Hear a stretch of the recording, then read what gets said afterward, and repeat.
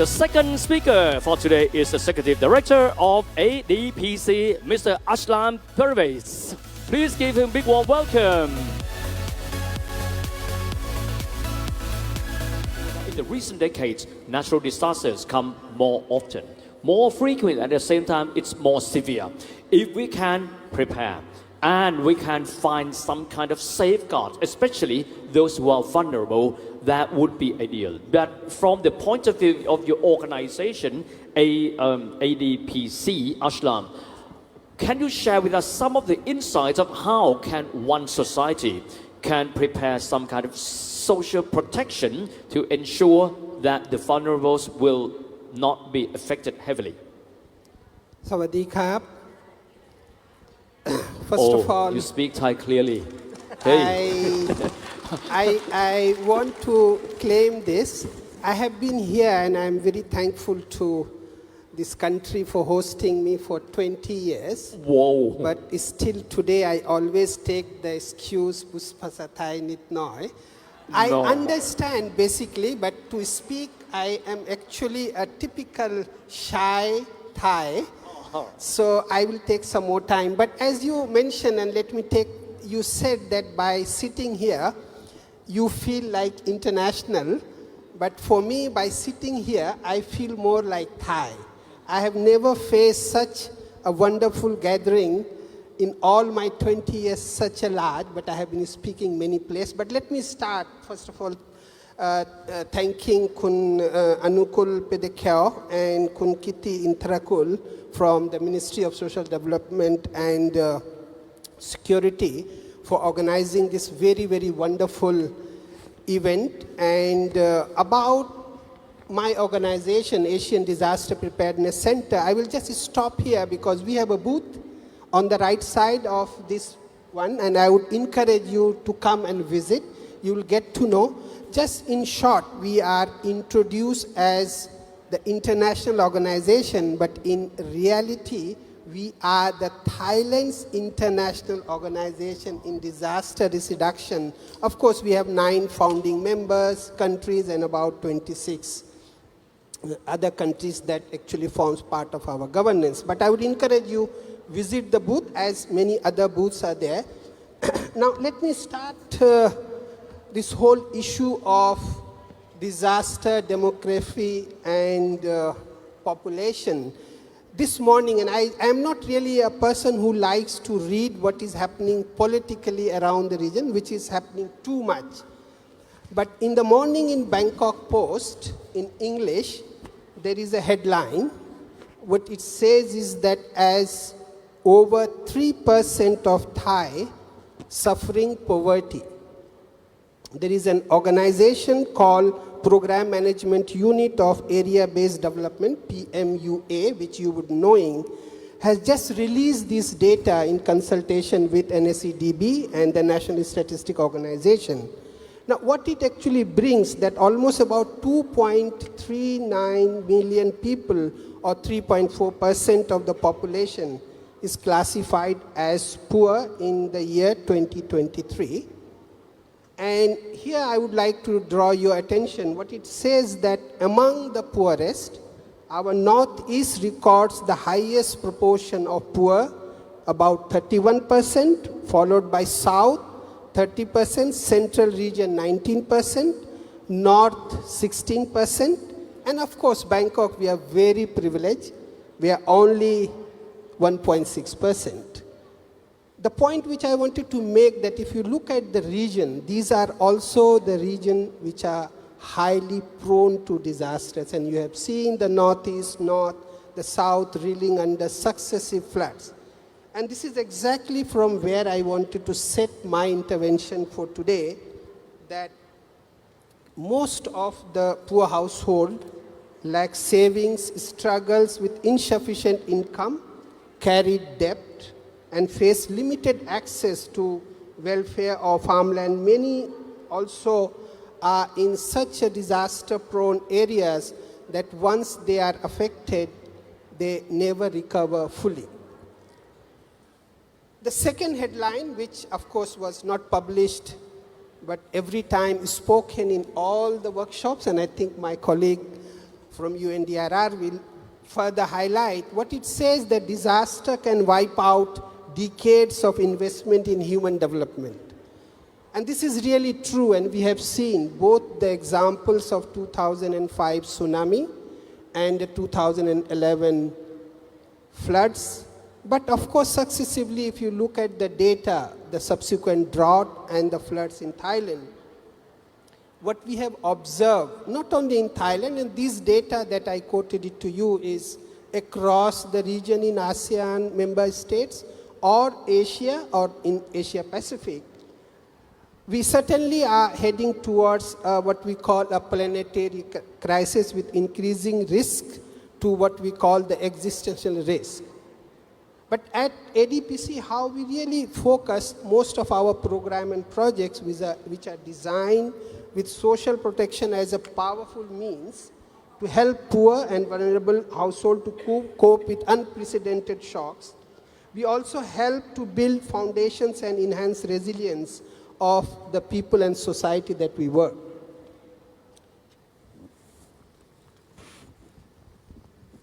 My organization simply focuses on safer community and sustainable development through disaster risk reduction.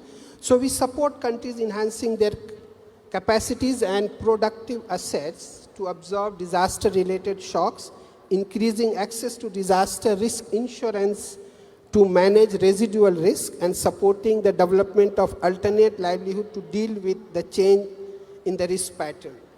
I'll just come up with few suggestions that we generally promote everywhere. First of all, what we say that disasters are not only tsunamis. This is very true to our Thai colleagues, that it is not only the big ones that makes the major impact, particularly in the vulnerable communities. These are all these escalating risks and the uncertainties through the smaller scale, low attention disasters.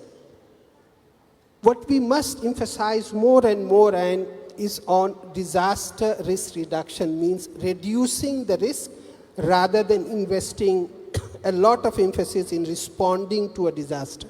I think you will hear very soon from my colleagues here.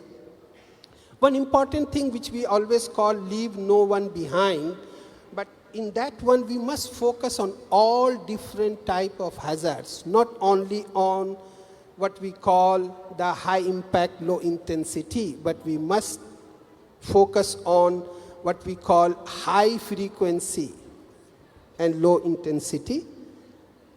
And the last point which I would say, and I think what's recently under the United Nations, what we are seeing, what we call this early warning for all, I would like to add that make early warning useful for everybody, the vulnerable communities particularly. And we must provide through these kind of interventions a common understanding when and why building disaster risk reduction considerations into social protection programs and system is important, and to provide strategic guidance for policymakers on when and how to advance disaster responsive social protection. I will just end here. Thank you very much. Well, wonderful. Thank you very much, Aslam. Well, it's the first 60 minutes well spent. And now second round, I think each and every one of you come with different core mandates from different organizations. But I would like to ask all of you to contribute. What if you can pick only one? What would be one key important recommendations that you will advise to all of us here in this room to build the resiliency, to build the foundation to combat together with the multiple challenges of our times? If I have to pick just one recommendation, and from the context of social development and human security, I will actually put, and what we can actually offer the best is called the collaboration. We talked about it just now, that there is an issue related to data, and we often say that data is not available. But I'm looking here, and you are very fortunate. Thailand has a very excellent network they call of Thai Network for Disaster Resilience, called TNDR. We work very closely with them. Almost about 19 different universities come together. And just imagine if the collaboration between social development policymakers researchers and practitioners like us, if we come together, the issue of disaster resilience can easily be enhanced. I'm not saying that we can 100% sure about handling it. If you visit our booth there, we actually have a very fantastic document, what we call it, how to mainstream disaster risk management in social development program, both at the national level and at the local level. It gives you a very good insight that in each our ministries or in each our different scheme programs that we develop, if we just invest 1 to 5% of the allocations in the pre-proposal phase to look how various components of disaster management can be included, perhaps when a difficult time that, as we generally say, disaster time say, we actually can reduce the losses very, a lot of the losses can be reduced. Capacity building, I think, is one of the important part. What we generally talk is a top-down approach to maintain a local action. I think it is important to realize, and for the last 40 years, Asian Disaster Preparedness Center, we offer a large number of capacity building initiative on disaster management, and I would request you to look at our website, choose some of the program. We conduct those training courses or the capacity building programs in multiple languages and languages in the ASEAN member states. So I would recommend you to look at those. And at the end, I would also like to say that, of course, we are moving into a very unprecedented age of our time, because where unpredictability and many other things are there. But let's not lose the hope. We still have to see how we can make this planet living, and particularly for those who have less resources, because disaster do not differentiate between rich and poor.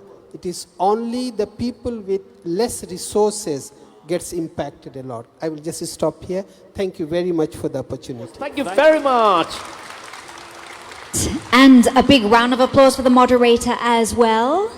Thank you so much Thank you indeed. very much. Thank you. Please, if you could all rise and gather towards the center there. We want a group photo, and of course we also have a souvenir, a token of appreciation to present to each and every speaker in show of our appreciation. At this point, I would like to invite the Director General of the Department of Social Development and Welfare, Mr. 𝐸𝐸𝐿 𝐸𝐸𝐿, to do the honors.